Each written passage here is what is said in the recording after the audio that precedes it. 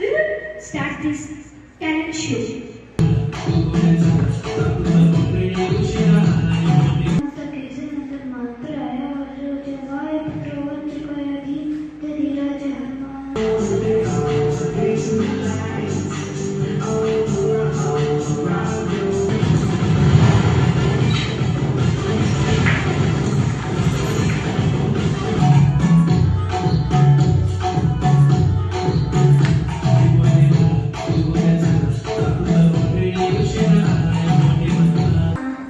पूज्याय राघवेन्द्राय सत्यधर्मरताय च नमः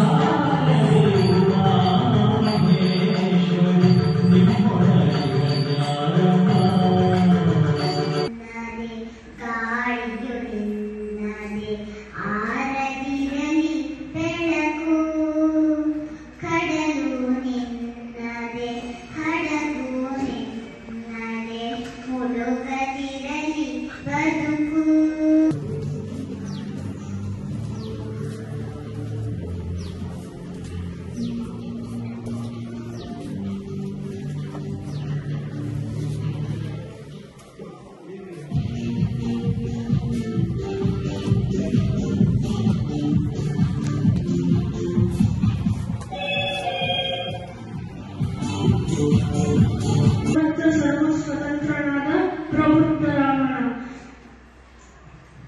ಎಲ್ಲ ಬ್ರಹ್ಮಾಂಡ ತಂಡೋಪತಂಡಗಳನ್ನು ಚೆಂಡಾಡಬಲ್ಲ ದಂಡು ದಾಳಿಗಳಿಗೆ ಮಂಡನಾಯಕನಾದ ಗಂಡನಾದ ಪ್ರಬುದ್ಧ Ravana.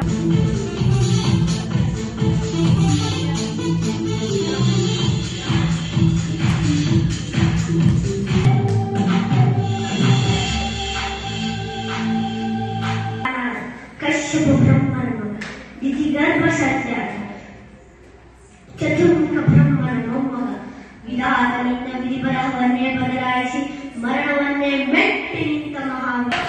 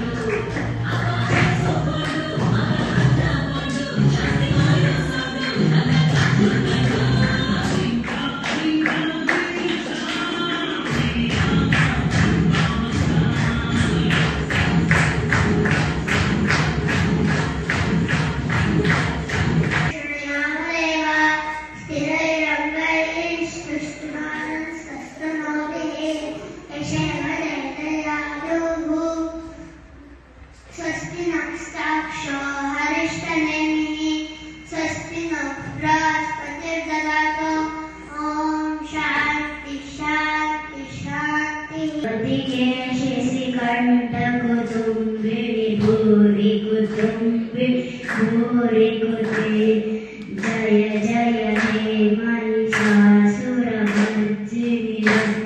कवर्जिनी शैलसुर. Plus 46. Yes. 42 plus 64. 22 plus 33. 69 plus 66. ಹಾಡುಬಾ Bharat ಗೀತೆಯ ಹಾಡುಬಾ. ದಯ ಪಾಲಿಸು ಈ ಬಾಳಲು ಬೆಳಕಾಗಿಸು ಹೇ ಶಾರದೆ. ದಯ ಪಾಲಿಸು ಈ ಬಾಳಲು ಬೆಳಕಾಗಿಸು. ದಾರಿಯಲ್ಲಿ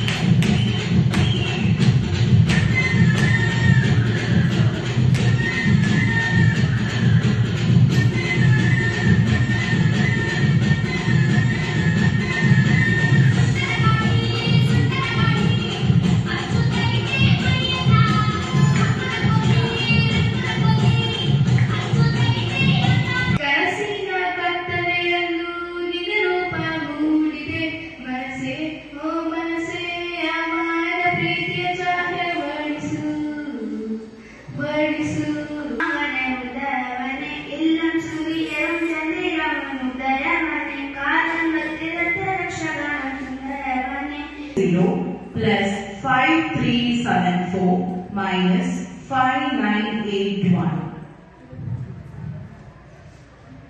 And the answer is 1313. Yes. Next multiplication. 22 into 77.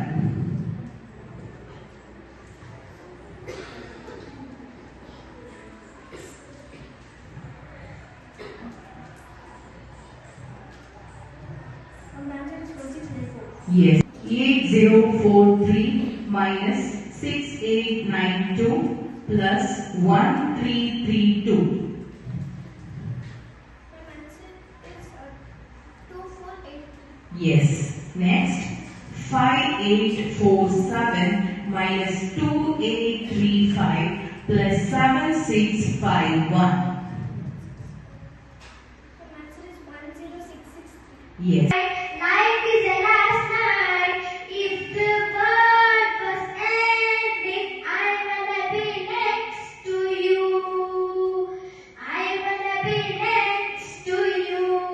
ಏನು ಗುಡಿ ಕಟ್ಟದೇನು ನೀರಲ್ಲಿ ಮೀನು ಅಡಿ ಮುಟ್ಟದೇನು ಆ ದೈವದಾಜ್ಞೆನೇ ಎಲ್ಲಾನು.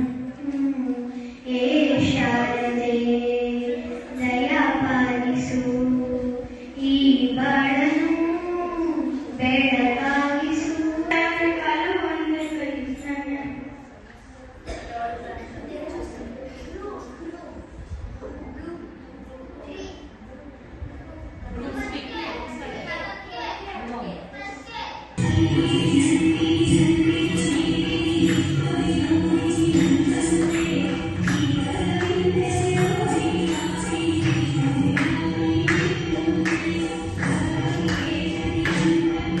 ಕೈ ತನ್ನ ತಾತ ಮತ್ತು ತನ್ನ 100 ಮಂದಿ ಭಾಗಂದಿರನ್ನು ಸಭೆಯಲ್ಲಿ ತಿಳಿಸುತ್ತಾನೆ.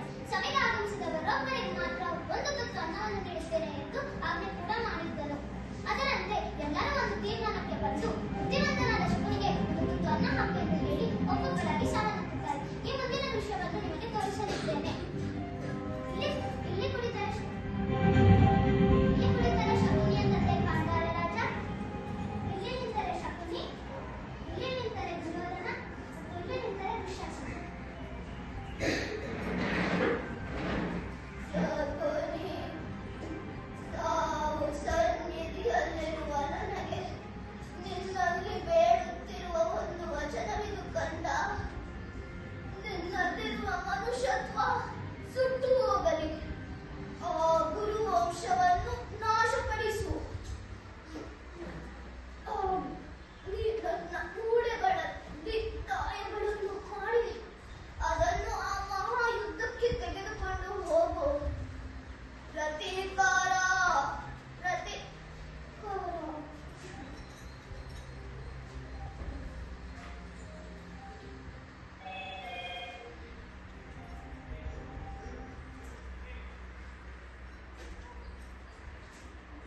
ಒಂದು ಮೂರು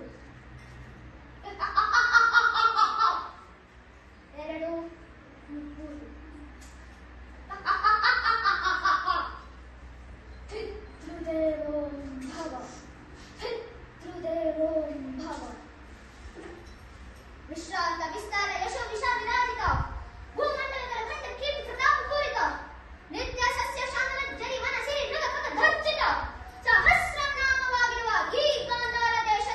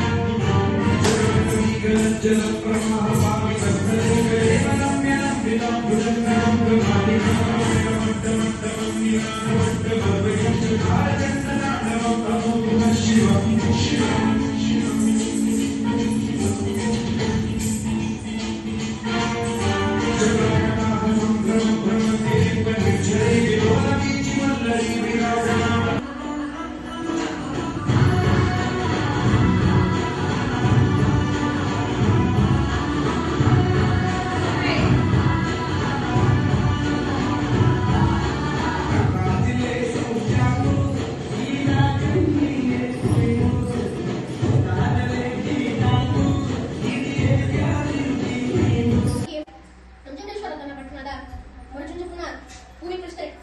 ಆ ಭೂಮಿ ಕಳಿಸ್ಬೇಕಾದ್ರೆ ಮರುಚುಂಜಪ್ಪಂಗೆ ಊಟ ಇಲ್ಲ.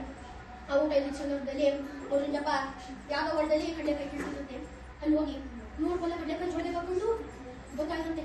ಅವಾಗ ಅಲ್ಲಿಂದ ಅವ್ರನ್ನ ನೋಡ್ಬಿಟ್ಟು ಯಾಕೆ ಮರುಚುಂಜಪ್ಪ ನಾನು ನೋಡೇ ಇಲ್ಲ ಇಲ್ಲಿಂದ